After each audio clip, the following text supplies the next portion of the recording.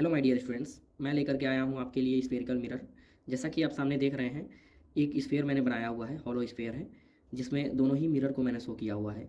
एक तरफ कॉन्वेक्स है तो दूसरी तरफ कॉनकेव है। कॉन्वेक्स को हम लोग जनरली डाइवर्जिंग मिरर्स भी कहते हैं एंड कॉनकेव को कन्वर्जिंग मिरर, बिकॉज कन्वेक्स जो होता है वो लाइट रेज को डाइवर्ज कर देता है एंड कॉनकेव मिरर जो होता है वो लाइट रेज को कन्वर्ज कर देता है। आप यहाँ पे कुछ पॉइंट्स देख रहे होंगे, जैसे कि यहाँ पे कॉन्वेक्स मिरर में पी डिनोट किया गया है। इस पॉइंट को यहाँ पे मिरर के मिड पॉइंट को पी डिनोट किया गया है, जिसका मतलब होता है प्रिंसिपल पोल। एंड यहाँ पे मिड में जो है एफ डिनोट किया गया है। एफ मीन्स होता है फोकस। एंड आपका जो है स्फेयर का सेंटर दिख रहा होगा, इस सेंटर को जो है हम लोग कहते हैं सेंटर ऑफ कर्वेचर। सेम उसी स्फेयर में एक और मिरर है जिसका नाम है कॉनकेव। कॉनकेव के मिड पॉइंट को हम लोग प्रिंसिपल पोल कहते हैं। एंड यहाँ पे आपको इसका फोकस दिख रहा होगा, और यहाँ पे उसी स्फेयर का सेंटर अगेन आप देख रहे हैं, जिसको जो है हम लोग सेंटर ऑफ कर्वेचर कहते हैं। ध्यान से देखिए, इसमें कुछ और टर्म्स भी होते हैं, जैसे कि मैं आपको यहाँ पे सभी पॉइंट्स को लिख करके बता देता हूँ कि पी मीन्स क्या होता है, प्रिंसिपल पोल होता है, प्रिंसिपल पोल। यहाँ पे कैपिटल एफ का मतलब होता है फोकस। सी मीन्स होता है centre of curvature. R means होता है रेडियस ऑफ कर्वेचर।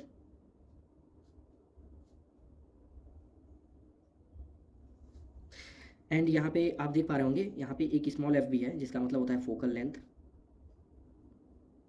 तो ये जितने भी पॉइंट्स मैंने आपको बताए, ये सभी पॉइंट्स दोनों ही मिरर के लिए जो है इस्तेमाल किए जाते हैं, यूजफुल हैं, कॉन्वेक्स मिरर के लिए भी और कॉनकेव मिरर के लिए भी। यहाँ पे हमको जो है दो चीज़ें मिल रही हैं। एक रिलेशन मिल रहा है यहाँ पे फोकल लेंथ का रेडियस ऑफ कर्वेचर के साथ, जो कि होता है R equal to twice of focal length. ये रिलेशन हमको मिलता है। रेडियस ऑफ कर्वेचर जो है वो फोकल लेंथ का दुगना होता है, और अगर हम इसी रिलेशन से देखें तो फोकल लेंथ जो होता है वो रेडियस ऑफ कर्वेचर का हाफ होता है। यहाँ पे हमको ये रिलेशन मिलता है। तो जब कभी भी आपको रेडियस ऑफ कर्वेचर निकालना हो, फाइंड आउट करना हो, तो आप फोकल लेंथ को डबल कर देंगे, ट्वाइस ऑफ फोकल लेंथ जो है रेडियस ऑफ कर्वेचर हो जाएगा। एंड अगर आप रेडियस ऑफ कर्वेचर को हाफ कर देते हैं तो आपको फोकल लेंथ आराम से मिल जाएगा। तो मिरर फार्मूला जो है वो रिलेशन बताता है हमारा focal length, image distance and object distance के बीच में, मिरर फार्मूला जो है हमारा वो focal length, image distance and object distance का बीच का रिलेशन बताता है। और रिलेशन कुछ इस तरीके से है कि 1/f equal to 1/v plus 1/u। This is the mirror formula. Class 10th spherical mirror में हमको दो मिरर्स मिलते हैं, कॉनकेव एंड कॉन्वेक्स, एंड उनमें जो है हमको न्यूमेरिकल फाइंड आउट करने के लिए, न्यूमेरिकल जो है सॉल्व करने के लिए इस फार्मूले का इस्तेमाल करना पड़ता है। And it is very important formula for your board examination also. 1/f equal to 1/v plus 1/u। यहाँ पे हम देखेंगे f का मतलब होता है फोकल लेंथ, v का मतलब होता है इमेज डिस्टेंस, एंड u का मतलब होता है ऑब्जेक्ट डिस्टेंस। ये मिरर फार्मूला है। अब इसके बाद से आपको सेकेंड जो फार्मूला मिलता है, this is the first formula. And now मैं आपको सेकेंड फार्मूला बताऊंगा, जिसे हम लोग मैग्नीफिकेशन के नाम से जानते हैं, लीनियर मैग्नीफिकेशन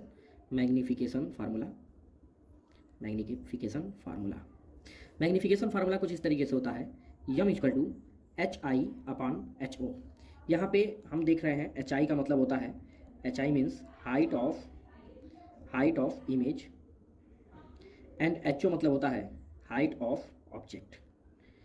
तो ये मैग्नीफिकेशन फार्मूला है, m इक्वल टू HI/HO। इसका एक और फार्मूला है, m equal to -v/u। v means होता है image distance and u means होता है ऑब्जेक्ट डिस्टेंस, जैसा कि आप जानते ही हैं।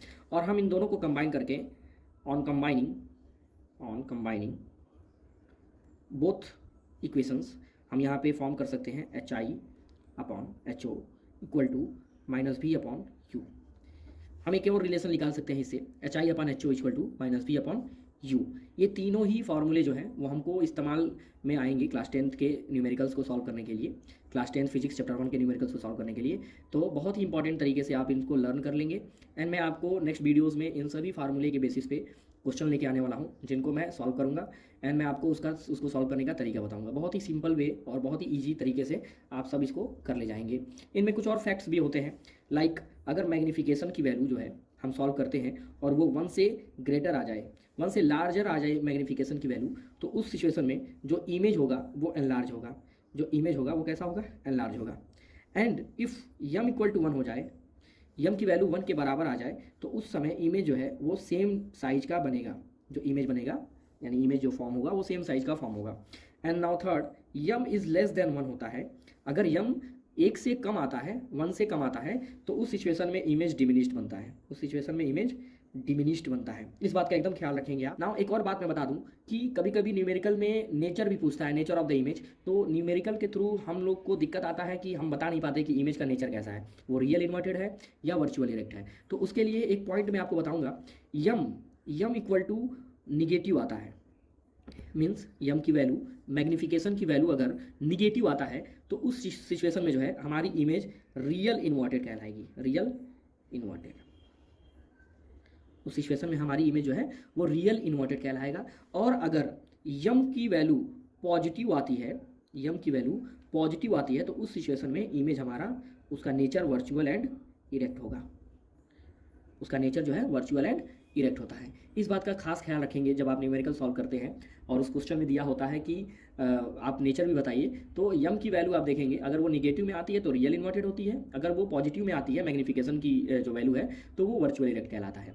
अगर यम की वैल्यू 1 से ग्रेटर होता है तो एनलार्ज, यम की वैल्यू अगर 1 के बराबर होता है तो वो सेम साइज, एंड यम की वैल्यू अगर 1 से लेस होता है तो वो डिमिनिश्ड इमेज बना करके देता है। यहाँ पे मैंने आपको 3 फार्मूले मैग्निफिकेशन के भी बता दिए, m equal to HI upon HO, second formula m equal to -V upon U, and third मैंने इन दोनों को कंबाइन करके HI upon HO equal to -V upon U को बता दिया। मिरर फार्मूला आपके सामने है, 1/F equal to 1/V plus 1/U, जहाँ पे F का मतलब होता है फोकल लेंथ, V का मतलब होता है इमेज डिस्टेंस एंड U का मतलब होता है ऑब्जेक्ट डिस्टेंस। तो माय डियर स्टूडेंट्स, मैं इसमें आपको इस वीडियो में ही आपको साइन कन्वेक्शन को भी बताऊंगा। जैसे कि साइन कन्वेक्शन आप देख पा रहे होंगे कि आपके सामने 2 इमेजेस बने हुए हैं, एक कॉन्वेक्स मिरर का, एक कॉनकेव मिरर का। कॉन्वेक्स मिरर को हम लोग जनरली डाइवर्जिंग मिरर से भी जानते हैं, एंड कॉनकेव मिरर को हम लोग कन्वर्जिंग मिरर से भी जानते हैं। इसको साइन कन्वेक्शन को कार्टेशियन साइन कन्वेक्शन भी कहा जाता है, बिकॉज इसमें जो पोल है, पोल के राइट साइड एरिया को हम लोग पॉजिटिव कंसिडर करते हैं, अपवर्ड एरिया को हम लोग पॉजिटिव कंसिडर करते हैं, लेफ्ट साइड एरिया को हम लोग नेगेटिव कंसिडर करते हैं, एंड जस्ट पोल के डाउनवर्ड एरिया को हम लोग नेगेटिव कंसिडर करते हैं। सेम इसी तरीके से कॉन्वेक्स में भी, कॉन्वेक्स में जो भी राइट साइड एरिया है उसको पॉजिटिव कंसिडर करेंगे, अपवर्ड एरिया को पॉजिटिव कंसिडर करेंगे, लेफ्ट साइड एरिया को नेगेटिव कंसिडर करेंगे, एंड डाउन साइड एरिया को हम लोग नेगेटिव कंसिडर करने वाले हैं। यहाँ पे ध्यान देने वाली बातें ये है कि इनमें जो टर्म्स हमको मिलेंगे उनको कब माइनस में लेना है और कब उसके वैल्यूज़ को पॉजिटिव में लेना है, कब उसके वैल्यूज़ को नेगेटिव में लेना है, इसके लिए साइन कन्वेक्शन पढ़ना बहुत ही इंपॉर्टेंट है। ध्यान दीजिएगा, आप कॉन्वेक्स में देख पा रहे होंगे कि जितना भी टर्म्स है like focal length, radius of curvature, centre of curvature, focus, ये सब कुछ जो है वो राइट साइड एरिया में ही जो है लाई करता है। सेम उसी तरीके से कॉनकेव मिरर में जो फोकस है, फोकल लेंथ है, रेडियस ऑफ कर्वेचर है, सेंटर ऑफ कर्वेचर है, ये सब लेफ्ट साइड एरिया में जो है लाई करता है। यहाँ पे मैंने सारे टर्म्स लिख दिए हुए हैं ऑलरेडी आसानी के लिए, ताकि वीडियो लंबी ना हो। तो ध्यान देने वाली बात यह है कि कॉन्वेक्स में एंड कॉनकेव में हम कब कौन से टर्म्स को नेगेटिव लेंगे और कौन से टर्म्स को पॉजिटिव लेंगे, ये इंपॉर्टेंट है जानना, क्योंकि न्यूमेरिकल तभी हमारे बन पाएंगे जब हम साइन कन्वेक्शन का इस्तेमाल करके ही न्यूमेरिकल को सॉल्व करेंगे। यहाँ पे फोकल लेंथ दिख रहा है, रेडियस ऑफ कर्वेचर दिख रहा है, फोकस दिख रहा है, सेंटर ऑफ कर्वेचर, ये सारे जो है वो पॉजिटिव एरिया में लाई कर रहे हैं, कार्टेशियन साइन के पॉजिटिव एरिया में लाई करते हैं। दैट इज़ वाई ये फोकल लेंथ जो होगा वो पॉजिटिव हम लोग कंसिडर करेंगे हमेशा कॉन्वेक्स मिरर के लिए। रेडियस ऑफ कर्वेचर को भी हम लोग पॉजिटिव कंसिडर करेंगे, सेंटर ऑफ कर्वेचर को भी हम लोग पॉजिटिव ही कंसिडर करेंगे, पॉजिटिव ही लेंगे। इमेज डिस्टेंस जो होगा वो हमेशा ही जो है क्या होगा, वो आपका पॉजिटिव ही होगा, बिकॉज वो कहाँ बनेगा, आपका जो है डाइवर्जिंग मिरर होता है और वो उसे हम लोग कहाँ मीट कराते हैं, फोकस पे मीट कराते हैं। दैट इज़ वाई हमेशा पॉजिटिव होगा। ऑब्जेक्ट डिस्टेंस हमेशा ही निगेटिव होता है दोनों ही मिरर में। हाइट ऑफ इमेज की हाइट, इस केस में इमेज की हाइट जो है वो पॉजिटिव होगी, एंड हाइट ऑफ ऑब्जेक्ट जो है वो भी पॉजिटिव होगा। ठीक है, इसी तरीके से कॉनकेव में फोकल लेंथ जो है वो हमारा नेगेटिव होगा, रेडियस ऑफ कर्वेचर नेगेटिव होगा, सेंटर ऑफ कर्वेचर नेगेटिव होगा। इमेज डिस्टेंस जो है कॉनकेव मिरर के लिए ऑलरेडी सभी ऑलमोस्ट जो है केसेस होते हैं, 6 केसेस होते हैं कॉनकेव मिरर में, जिनमें 5 केसेस में जो इमेज डिस्टेंस होगा वो नेगेटिव होगा, बट लास्ट केस जो होगा उसमें पॉजिटिव होगा। ठीक है, ऑब्जेक्ट डिस्टेंस हमेशा इसमें भी जो है नेगेटिव माना जाएगा। हाइट ऑफ इमेज जो है वो सभी केसेस के लिए जो है इसमें निगेटिव होगा, बट लास्ट केस के लिए पॉजिटिव होगा। दैट इज़ वाई हम लोग पॉजिटिव भी कंसिडर करेंगे। एंड हाइट ऑफ ऑब्जेक्ट, इसमें जो है हाइट जो होगी ऑब्जेक्ट की वो पॉजिटिव माना जाएगा। इस तरीके से साइन कन्वेक्शन आपको जो है याद करने होंगे। इनमें जितने भी टर्म्स लिखे गए हैं, जिनके सामने मैंने जो भी साइन लगाया है, इस साइन को आप अपने माइंड में फिट कर लेंगे, बिकॉज जब भी आपको फार्मूला मिलेगा जो उस फार्मूले में साइन नहीं लगे होंगे एंड ना ही आपके क्वेश्चन में मैग्नीट्यूड के साथ साइन लगे होंगे, तो आपको वहाँ पे ये देखना होगा कि मिरर कौन सा है।